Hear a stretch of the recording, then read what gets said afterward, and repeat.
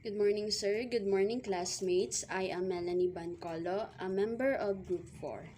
I was one of those two people who were assigned to discuss the background or some essential information about the American realism. So basically, me and my partner Rex will discuss the introduction to American realism. Before we formally start the discussion, I want to share this quotation from Bertrand Russell. It says that the secret of happiness is to face the fact that the world is horrible, horrible, and horrible. So if you will notice in his statement, he has this view about the world that is very realistic. He doesn't like to mask the ugly truths about life. Instead, he exposes them. The following information that I will relate to you are not part of the module that was distributed to us. So I gathered this information from the internet. So there are actually a lot of historical events that has contributed or influenced the American realism. So I only chose to present these three because I think they are one of the major contributors of the American realism. So first we have the World War One. It happened on July 28, 1914 to November 11, 1918. So at first, America considers itself as a neutral country. So when we say neutral, that means they are not biased or they are not siding any particular country. But later on, as they notice that even though they will not take part in the war, their economy especially will still be affected by it. So they decided to step in. So they became part of the Allies. A little background information about World War One. So in World War One, there are two major opposing forces, the Central Powers versus the Allied Powers. So in the Central Powers, as you will see in the presentation, it is composed of the Germany, Austria-Hungary, Bulgaria, the Ottoman Empire, and in the Allied Powers, there's the Great Britain, France, Russia, Italy, Romania, Canada, Japan, and the United States. The World War One has impacted the not just the country of the United States but also their people. So the impact of World War One on the USA and its citizens is very crucial. Although the American effort was far less than the other allied nations, and in fact, out of all the casualties from the World War One, only 7% came from the US. It has a huge impact on the US home front. Next, we have the industrialization, which began in 1870s and lasted until World War II. So in industrialization, basically, as we can see in this presentation, there are a lot of factories and there are factory workers. So during industrialization period, a lot of machineries has been invented.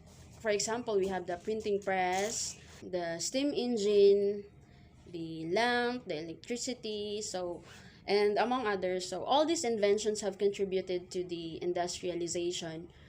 So during this period, the people were able to mass produce products in factories.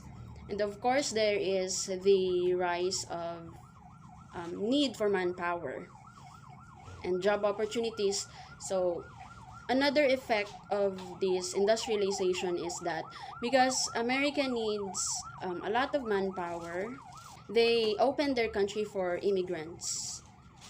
And aside from immigrants from foreign countries, the locals or the Americans themselves that are from rural areas, they tend to relocate to bigger cities like the New York.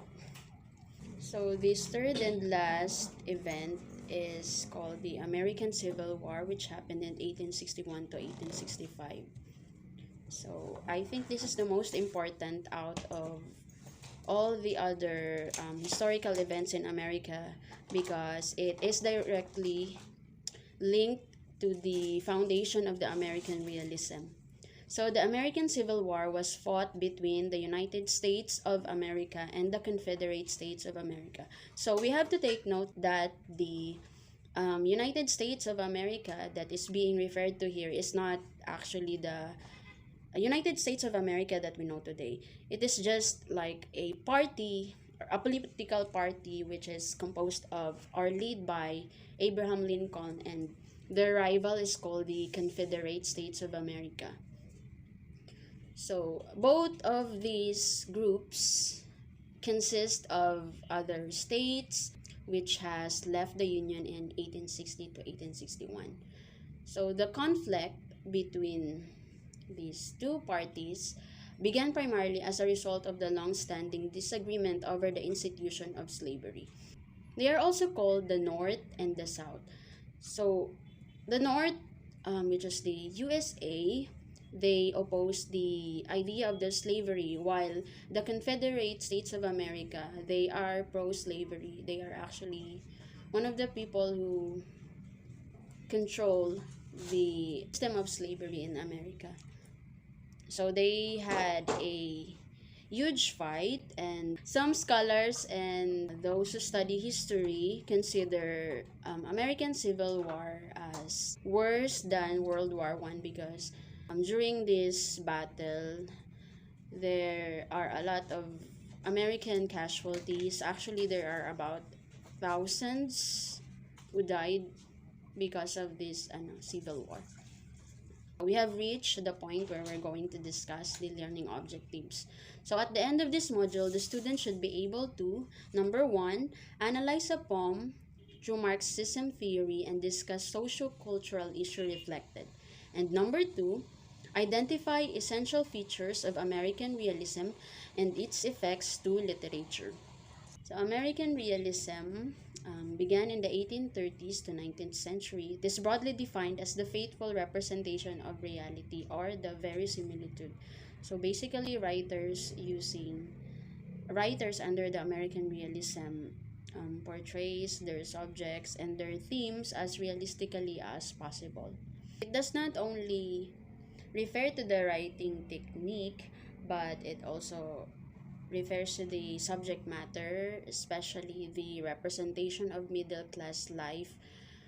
Because if you will remember, during the industrialization period and the Civil War, some of the issues that are tackled are about social life, the disparity between the poor and the upper class, and of course slavery.